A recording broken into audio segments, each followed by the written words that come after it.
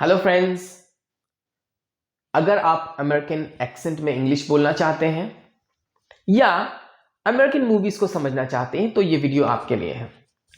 इस वीडियो में मैं आपको 10 ऐसे नियम बताऊंगा जिसके जरिए आप अमेरिकन एक्सेंट को समझ पाएंगे और अमेरिकन मूवीज को एंजॉय कर पाएंगे। दोस्तों, अगर आपने हमारे चैनल को सब्सक्राइब नहीं किया है तो कर लें और अपने दोस्तों तक शेयर करें, और अगर वीडियो पसंद आए तो लाइक करें। दोस्तों, अमेरिकन इंग्लिश का सबसे पहला नियम है कि अगर टी के बाद वाई आता है तो ये च की तरह सुनाई देता है।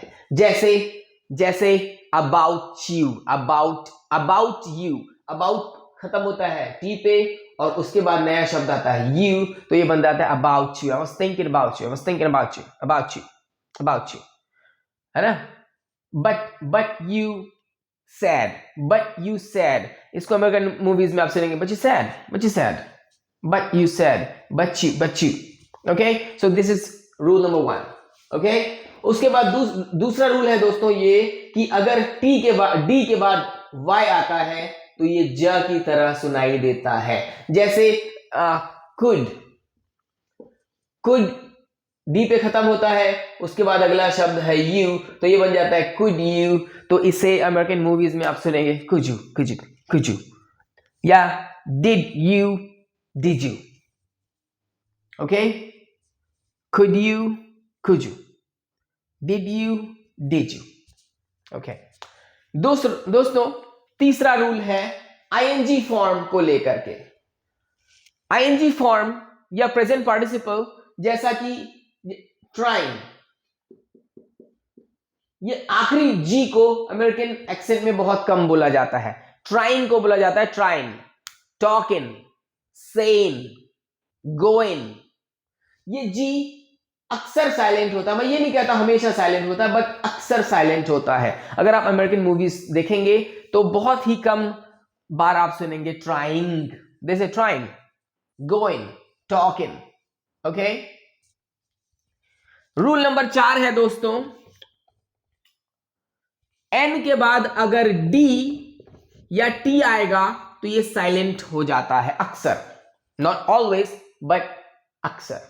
जैसे एंड, AND, ये डी एन के बाद आ रहा है तो ये हो जाता है silent. You and I, okay, and. Okay, an के बाद अगर टी या फिर डी आए तो ये दोनों साइलेंट हो जाते हैं, you and I. I wanted, अगर हम इसे लिखेंगे वांटेड तो एन के बाद क्या आ रहा है, टी, तो ये अमेरिकन मूवीज में आपको सुनाई देगा wanted. Okay, I wanted to say something, I wanted.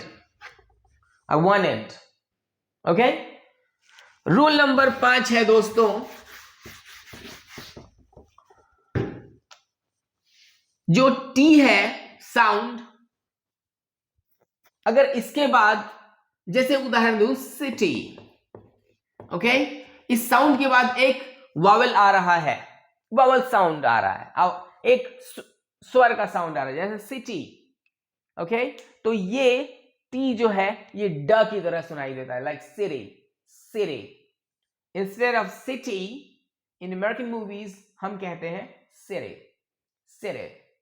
Okay, like water instead of water in American movies you're gonna hear this as water। ये पूरा ड डमरू का ड नहीं है, मगर ये डमरू का ड और टी के बीच का है। इट्स नॉट ड, it's water। Okay, later, LATER, later। Okay,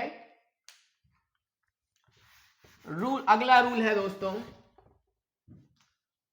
अगला रूल, अब दो रूल को एक साथ मिलाकर देखेंगे, INTER।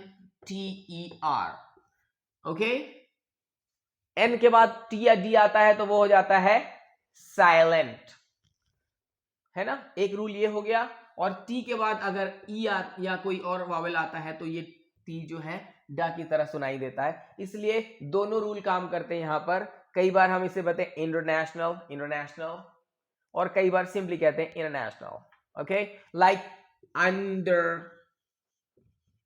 वर्ल्ड, अंडरवर्ल्ड में हम क्या देखेंगे? अंडरवर्ल्ड। Okay, winter. ओके, एक और उदाहरण देखता हूं, विंटर, विंटर यानी कि सर्दी, अभी सर्दी का मौसम चल रहा है, विंटर। ओके, अमेरिकन इंग्लिश में सुनाई देगा विनर, इन विनर, विनर। ओके, हंटर को हम कहेंगे हनर। ओके ओके, अब बहुत ही महत्वपूर्ण रूल हम देखेंगे दोस्तों। चूंकि हमने पहले कुछ रूल्स देखे हैं, अब उन रूल्स को फॉलो करके हम गोइंग टू को गोना बनाकर दिखाएंगे और want to को वाना बनाकर दिखाएंगे, और उसके हिसाब से हम और कई भी रूल बना सकते हैं। जैसे दोस्तों गोइंग, ओके, जैसे मैंने बताया जब हम कहते हैं गोइंग टू तो ये गोना हो जाता है। ये गोना क्यों होता है ये मैं आपको बताना चाहता हूं। ओके, जैसे कि सबसे पहले मैंने बताया था आईएनजी फॉर्म का जी गायब हो जाता है, ठीक है। अब उसके बाद अगला शब्द कौन सा आया? टी। मैंने क्या कहा था? एन के बाद टी या डी आता है तो वो भी गायब हो जाता है। तो ये क्या हो गया? गोइनो, गोइनो। I was going to say that, I was going to say that। तो I was going to say that अगर आप बोलते हैं तो धीरे धीरे ये हो जाता है gonna। इसी तरह से अगर आप trying to बोलेंगे तो ये हो जाएगा trying to। I was trying to do that, I was trying to do that। Okay, ये कहीं भी हो सकता है, जैसे saying to। Okay, saying to, अगर ये saying to कहेंगे तो ये भी क्या हो जाएगा? saying to, saying to। Okay, telling to, हालांकि ऐसा बहुत कम बोला जाता है, लेकिन अगर just for the sake of example I am saying, अगर मैं कहूंगा टेलिंग टू तो यहां पर भी यही रूल फॉलो होगा, टेलिंग।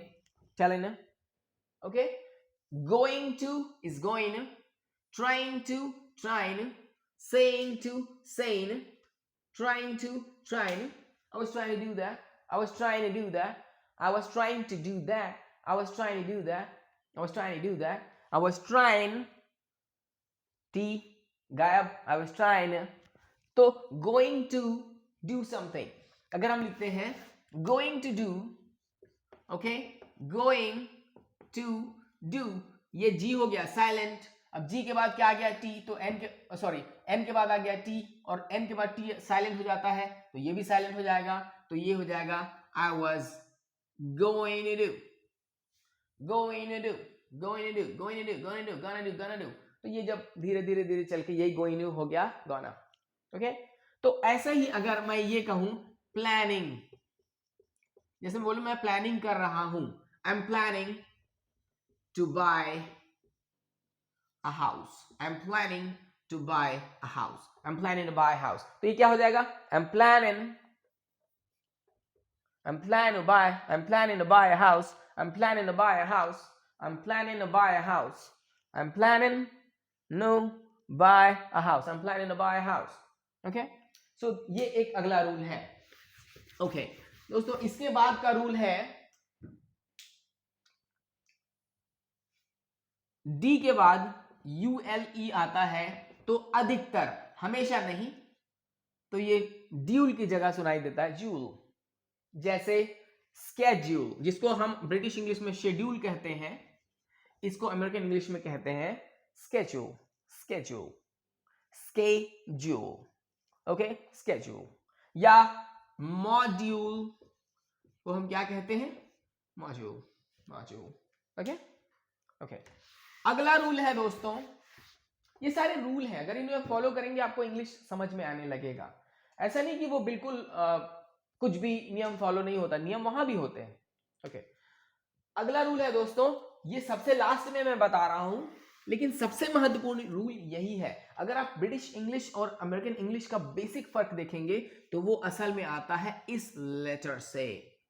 ये लेटर अमेरिकन इंग्लिश में सबसे खास होता है। मैं कहता हूं this letter actually gives the American accent unique sound. ये पूरा का पूरा अमेरिकन एक्सेंट जो है इस लेटर के प्रोनाउंसिएशन पर निर्भर करता है। अगर आप इसको सही प्रोनाउंस करेंगे तो बाकी वर्ड अपने अपने आप प्रोनाउंस होने लगेंगे। जैसे अपन ब्रिटिश इंग्लिश में हम देखते हैं तो अक्सर, हमेशा नहीं, अक्सर साइलेंट हो जाता है।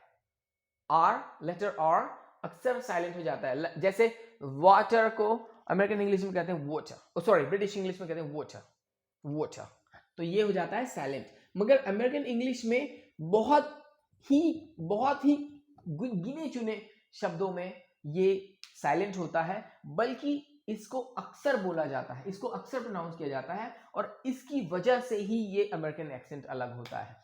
मैंने जब अमेरिकन एक्सेंट को सीखना शुरू किया था तो उसकी बेसिक वजह यह थी कि मैं आर को प्रोनाउंस करना चाहता था। फिर उसके बाद मैंने धीरे धीरे आर को जब मैंने परफेक्टली प्रोनाउंस करना शुरू किया, तब मुझे अमेरिकन एक्सेंट असल में समझ में आया। दोस्तों, अमेरिकन एक्सेंट के लेटर आर को समझने के लिए आपको सबसे अच्छा उदाहरण देता हूं, वो है फ्रॉग। फ्रॉग, जब हम फ्रॉग कहते हैं तो आर यहां से निकल के आता है, तो ये एक्चुअली प्रोनाउंस करते हैं आर को अमेरिकन इंग्लिश में डिफरेंटली। तो अगर आप इसको सही प्रोनाउंस कर लेंगे तो आप बहुत आसानी से अमेरिकन एक्सेंट को समझ सकते हैं। जैसे water, water, water, water, okay, later, world, world, British English में इसे कहते हैं वर्ल्ड, अमेरिकन में क्या कैसे कहते हैं, वर्ल्ड, वर्ल्ड। आर को प्रोनाउंस किया जाता है, और मैं तो कहता हूं कि पूरा का पूरा अमेरिकन एक्सेंट इस लेटर आर पर निर्भर करता है। अगर आप इसे सही प्रोनाउंस करेंगे तो आप अमेरिकन एक्सेंट को समझ जाएंगे। तो सबसे पहले मैं इसे सिखाना चाहता था, लेकिन मैं कहता हूं सबसे अच्छी चीजें हमेशा लास्ट में आनी चाहिए। दोस्तों, अगर आपको वीडियो अच्छा लगे लाइक करें और अपने दोस्तों तक पहुंचाएं। Thank you.